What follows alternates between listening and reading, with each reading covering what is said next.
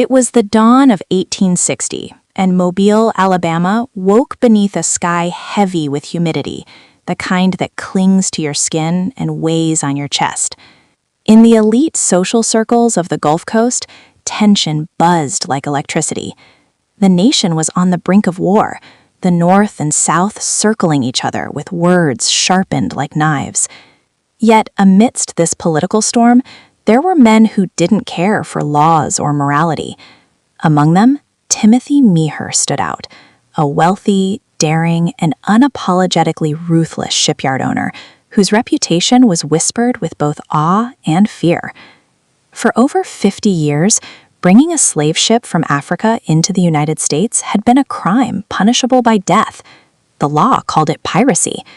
But for Meaher and men like him, laws were mere suggestions, written for those who weren't born with silver spoons in their mouths. That humid morning in a luxurious Mobile lounge, where bourbon flowed as freely as gossip, Meaher found himself in a heated debate with northern businessmen. They claimed that the federal authorities had tightened the noose so hard that no one in their right mind would attempt smuggling a ship filled with human cargo into American waters. Meaher didn't flinch. He smirked, his eyes glinting with audacity. On the polished mahogany table, he placed a $1,000 wager, a king's ransom at the time. He made a promise so reckless it would have curdled the blood of any ordinary man. He would bring a ship full of human souls across the Atlantic, right under the nose of the federal government. The room fell silent. The air felt thick with disbelief and tension. And in that silence, Meaher's determination roared louder than any voice in the room. To achieve such an audacious plan, Meaher needed two things: a ship built for speed and a captain whose conscience was as negotiable as gold. He found the first in the Clotilda, a sleek, two-masted schooner designed for agility on the open sea. For the captain's seat, he chose William Foster, a man whose morality had long been for sale. Together, Meaher and Foster began a meticulous dance with danger. The Clotilda was refitted, its hold secretly modified with false floors and hidden compartments, a deceptive fortress prepared for human cargo. To the casual observer, it was just another merchant ship, but underneath, it was a vessel of horror. In February of 1860, the Clotilda slipped quietly out of Mobile Bay, leaving behind the safety of familiar shores and sailing into the unknown. Its destination? The slave coast of West Africa. As the schooner cut through the waves, the Atlantic breeze carried with it the scent of adventure, but also the weight of unspeakable crimes yet to be committed. When the ship reached the kingdom of Dahomey, Foster's mission revealed its grim reality. He wasn't transporting goods, nor trading for commodities. He was capturing human lives. Aboard the Clotilda were 110 men, women, and children, snatched from their villages, torn from their families, and sold as cargo to strangers on the other side of the world. Among them was a young man named Casola, later known as Cudjo Lewis, whose life would become an emblem of survival and resilience. These people were not mere statistics. They were fathers, mothers, sons, daughters, souls who carried memories, traditions, and dreams that no one had the right to steal. Foster, motivated by greed, did not see them as humans. The ship's hold became a living nightmare, darkness pressing in from all sides, the stench of filth and human misery, chains biting into flesh, and the rhythmic thrum of the ocean echoing their despair. For 45 days, they were packed like sardines, barely able to breathe, barely able to hope. Meanwhile, above deck, Foster navigated treacherous waters, each mile bringing them closer to Alabama and each mile closer to discovery. He knew that one misstep could mean the gallows. Every look to the horizon was a reminder that the law was waiting, that justice could strike with lethal precision. But for Meaher and Foster, the thrill of the gamble was intoxicating, a dangerous allure that overshadowed conscience. The Clotilda's journey across the Atlantic was more than a physical voyage. It was a descent into human cruelty, a testament to the lengths men would go for money and ego. The survivors below deck endured a torment that would haunt generations, while above, the smugglers reveled in their audacity. In the confines of the ship, time warped. Days bled into nights, cries mingled with the creak of timber, and the Atlantic stretched endlessly, a merciless witness to this crime. By the time the Alabama coastline appeared in July of 1860, the tension had reached a breaking point. Word had begun to spread. A pirate ship was approaching, its cargo illegal, its captain daring the impossible. Meaher and Foster knew that their audacious gamble was near its climax. They had won the bet, but at what cost? The price of discovery was death, and the federal authorities were vigilant, eyes sharp along the coast, ready to catch any trace of their crime. And yet, in that moment of looming peril, the audacity of man seemed boundless. Meaher and Foster made a decision that would forever seal the Clotilda's legacy. They would ensure that the ship itself vanished, erasing evidence of their crime, leaving only the living ghosts of those they had stolen. The 110 souls aboard would survive, but their lives would be forever haunted, shadows of freedom and family forever torn apart by human greed. This was only the beginning of a story that would stretch across oceans, centuries, and generations. The Clotilda's voyage was not merely a tale of a ship or a bet. It was a story of human endurance, courage, and the indomitable spirit of those who survived against unimaginable odds. And as the schooner's mast caught the wind, carrying its dark cargo toward an uncertain fate, history was being written in whispers of smoke, salt, and blood. By the time the Clotilda reached the shores of Alabama in the sweltering heat of July 1860, the Atlantic had tested both crew and cargo to their limits. Below deck, 110 stolen souls had endured 45 days of unimaginable torment, darkness pressing from every side, chains biting into flesh, the stench of sweat and fear mingling with the salt of the sea. Above deck, the smugglers, Timothy Meaher and William Foster, felt the weight of the law closing in. Word had reached Mobile that a pirate ship was on the horizon, carrying human cargo that no court or conscience could condone. Meaher knew they had to act fast. To avoid detection, the Clotilda could never reach port. Every harbor, every dock, every river mouth was patrolled, and the federal authorities were vigilant, ready to punish pirates and traffickers with the full force of the law. The risk was monumental. One mistake, one wrong turn, and the punishment would be swift, merciless, and final. Yet Meaher's greed and arrogance were stronger than caution. Under the cover of night, the decision was made. The ship itself must disappear. The Clotilda would be burned, leaving no trace of its illegal voyage. It was a desperate, audacious plan, one designed to erase the crime without erasing the lives it carried. Foster, a man who had already sold his conscience for gold, orchestrated the preparations. Barrels of tar, soaked timber, and flammable materials were strategically placed, ensuring the ship would vanish in a conflagration that no one could investigate. Below deck, the captives were unaware of the plot above.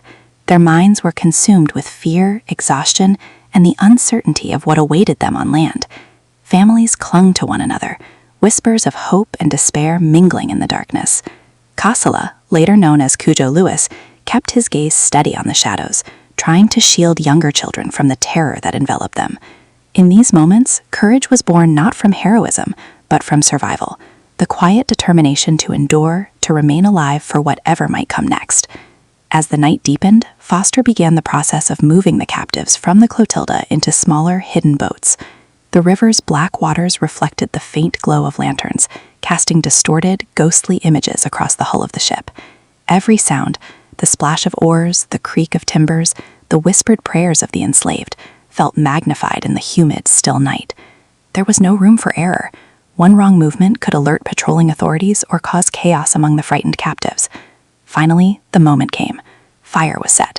Flames licked hungrily along the ship's wooden hull, consuming its decks and sails.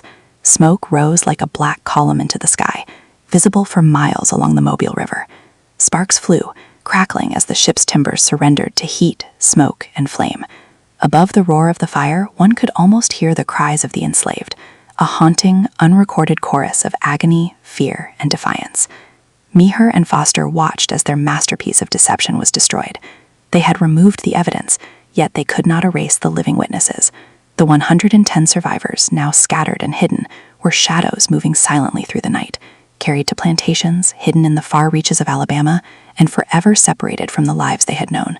Mothers were torn from children, brothers were lost from sisters, fathers would never see their sons again. This dispersal marked the beginning of a new nightmare for the survivors. The horrors of the ocean were replaced by the horrors of land. Harsh work under the sun, cruel overseers, meager rations, and the constant reminder that they were property, not people. Every day was a struggle to maintain a fragment of dignity, a sliver of hope, and the fragile memory of home. Yet, amidst this darkness, threads of resilience began to weave themselves. Even in the cruel confines of plantations, cultural memory survived. Languages were whispered in secret. Songs, stories, and traditions were passed quietly from one generation to the next. In the small, clandestine moments of resistance, the spirit of the enslaved refused to be extinguished. And in the heart of Clotilda, the seed of leadership and endurance took root, a seed that would later grow to define a community and a legacy. The burning of the Clotilda was not just the destruction of a ship, it was the transformation of lives. For Meaher and Foster, it was a tactical victory, a clever escape from the consequences of their crime. But for the survivors, it was the beginning of a prolonged, complex journey. The ocean had been a prison, but the land became a labyrinth of suffering and resilience, where courage, cunning, and quiet defiance became tools for survival. Even as the smoke of the Clotilda faded into the humid Alabama night, the human stories it carried remained vivid, indelible, and haunting. The survivors were no longer just captives. They were witnesses to a crime that history had almost forgotten. Every step they took along the riverbanks, every whispered word in secret gatherings, carried the memory of a ship that had burned yet could not erase the lives it had stolen. And so began the long, winding path of the Clotilda survivors, a journey from despair to endurance, from stolen childhoods to the faint glimmer of hope that one day their stories might be told, their suffering recognized, and their courage remembered. The fire had consumed the ship, but it could not consume the human spirit, nor the echoes of the lives carried within its hull. This night, this fire, and this act of desperate erasure would echo through time, shaping the next chapter of a story that was larger than a ship, larger than a crime. It was a story of survival, identity, and the unbreakable will of those who refused to be forgotten.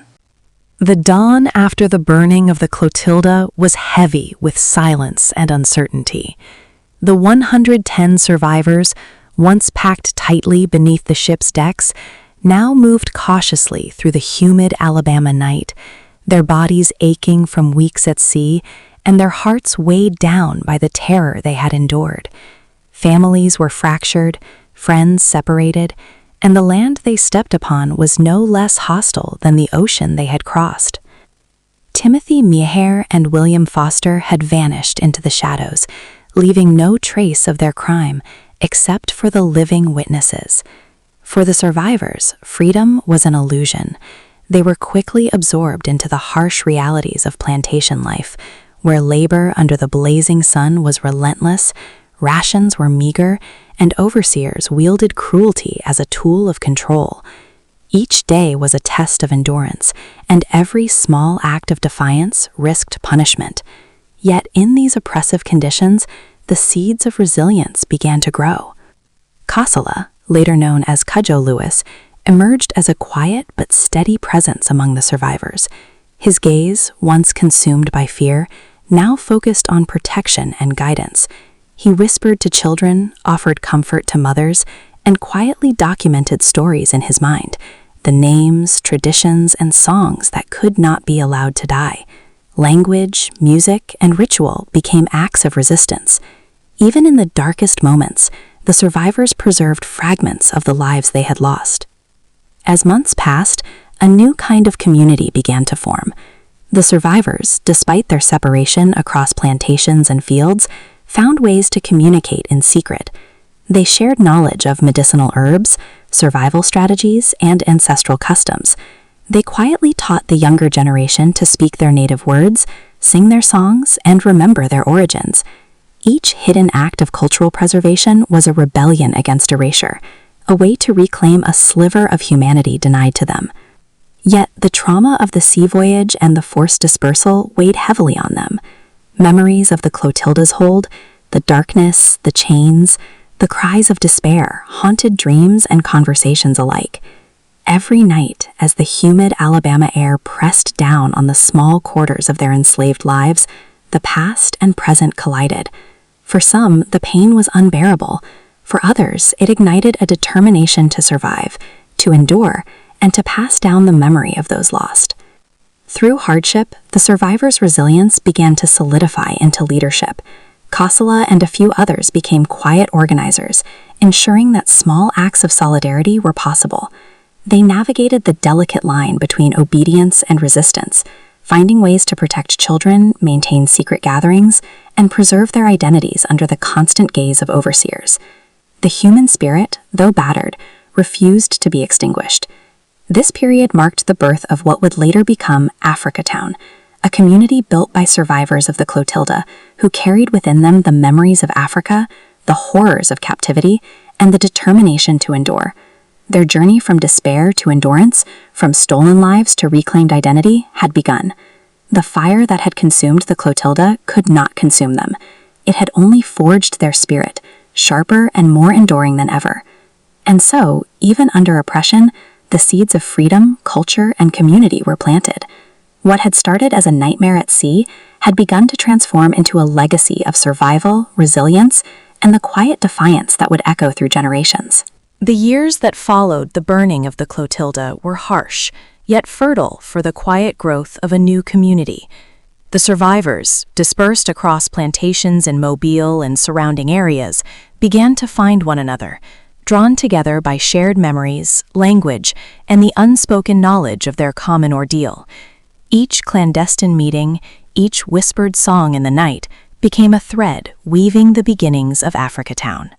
Cosala, now mature and resilient, emerged as a natural leader. His experiences had forged in him a rare combination of patience, wisdom, and quiet authority. People trusted him, not because he claimed power, but because he acted with courage and care, protecting the vulnerable and preserving what little autonomy they could claim. Under his guidance, the scattered survivors slowly began to organize, establishing small, self-sufficient clusters where families could live closer together, share resources, and teach their children the languages and customs of their African homeland. These gatherings were dangerous. Overseers and local authorities were ever vigilant, and any hint of rebellion could bring brutal punishment. Yet within the shadows of oppression, the survivors nurtured their culture. They taught songs of their ancestors, recited folk tales from Dahomey, and maintained rituals that reminded them of home. Each song, each story was an act of defiance, a way to assert identity in a world that sought to erase it. Africatown began to take shape slowly. Houses built from salvaged timber and clay became centers of life and culture. Gardens flourished under careful hands, providing sustenance and a sense of control in a world designed to strip them of it. Children learned the names of plants and herbs, the rhythms of African drums, and the words of their forebears. Knowledge, passed quietly but deliberately, ensured that the past would not be forgotten. Despite the hardships, a sense of hope took root. Survivors shared the memory of the Clotilda, not merely as a tale of suffering, but as a testament to endurance. The horrors of the voyage became a shared history, a bond that held the community together, even as the outside world remained indifferent or hostile. Cosala and others emphasized that survival alone was not enough. The preservation of identity, language, and tradition was equally vital. Through persistence, strategy, and sheer will, Africatown grew into a living symbol of resilience. By blending African heritage with the reality of life in Alabama, the community crafted a unique cultural identity. It was a sanctuary, however fragile, where memories of Africa could thrive, where the next generation could know the strength and spirit of their ancestors. This segment of history, of courage, leadership, and cultural preservation, reveals that the story of the Clotilda did not end with the burning ship. Its legacy lived on in the hearts and minds of those who survived, in a community that refused to be defined by oppression. Africatown was no longer just a place. It was a living testament to human endurance, a defiance against erasure, and a beacon of hope that would shine through generations yet to come. As the decades passed, the small settlement along the Mobile River evolved into a resilient community known as Africatown. The survivors of the Clotilda, once scattered and oppressed, now shared a collective determination to survive, not just physically, but culturally. They built homes, cultivated gardens, and established churches and schools, transforming a place born of suffering into a beacon of heritage and identity. Cudjo Lewis, who had once been a frightened boy on the deck of the Clotilda, grew into the revered elder of the community. His experiences aboard the ship and during the early years in Alabama had forged him into a leader whose wisdom commanded respect. He recounted the history of the Clotilda to younger generations, ensuring that the memory of those who suffered and survived would not fade. Under his guidance, the community navigated the delicate balance between secrecy and survival, preserving African traditions in a society that often sought to suppress them. Africatown became more than a refuge. It became a center of cultural continuity. African languages, songs, and customs flourished in secret, while practical skills, carpentry, farming, and trade ensured the community's economic sustainability. Elders taught children the rituals, folktales, and moral codes of their ancestors, reinforcing a sense of identity that had been nearly erased by the horrors of the transatlantic slave trade. These lessons were not merely about survival, they were acts of defiance against the forces that had sought to obliterate their humanity. Over the years, Africatown faced challenges, racism, poverty, and the lingering scars of slavery, but it endured. Its residents became a tight-knit society where communal support and resilience were paramount. Stories of the Clotilda, of Meaher and Foster's greed, and of the ship's burning became foundational myths, shared in hushed tones during community gatherings, teaching courage, vigilance, and endurance. Cudjo Lewis lived to witness the transformation of Africatown, his own life a bridge between Africa and the United States, between enslavement and community autonomy. Even as the 20th century approached, the echoes of the Clotilda's voyage continued to resonate. Visitors and historians sought him out, eager to hear first-hand accounts of a journey that had become both legendary and emblematic of the human capacity for survival. The legacy of Africatown extends beyond its physical boundaries. It stands as a testament to the resilience of the human spirit, to the preservation of culture against unimaginable odds, and to the enduring power of memory. The people of Africatown, descendants of those 110 souls, continued to live, work, and thrive, carrying the stories of their ancestors as both a warning and an inspiration. Their survival transformed what had begun as a crime into a chronicle of courage, endurance, and identity. In the end, the story of the Clotilda and Africatown is a reminder that even in the darkest chapters of history, humanity finds ways to persevere. The fire that destroyed the ship could not destroy the lives it carried. The Atlantic could not erase the memories of Africa, and time could not extinguish the enduring spirit of a people who refused to be forgotten. Africatown stands as a living monument to survival, a place where past suffering is honored, culture is preserved, and future generations are inspired to remember, endure, and thrive.